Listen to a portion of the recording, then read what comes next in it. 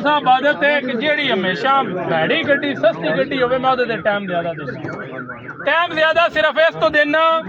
वड्डियां गड्डियां वालियां दे जेड़ा कोई 50 लाख दी गड्डी है उन्हां नूं कोई नहीं मसला हुंदा गड्डी दा जिस 50 लाख दी गड्डी लई ओहदा घर भी 20 लाख पे आंदा है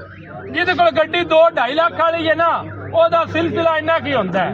किसी मजबूरी तो गड्डी देंदा है या हो सकता है कोई जरूरत होवे ते मैं ना कि मेहनत करके ओदी गड्डी दी बोली लवानी चाहिए ओदी वजह कोई किसी जरूरत वास्ते देंदा है 2 लाख रुपया जी 2 लाख रुपया जी 2 लाख रुपया जी 2 लाख जी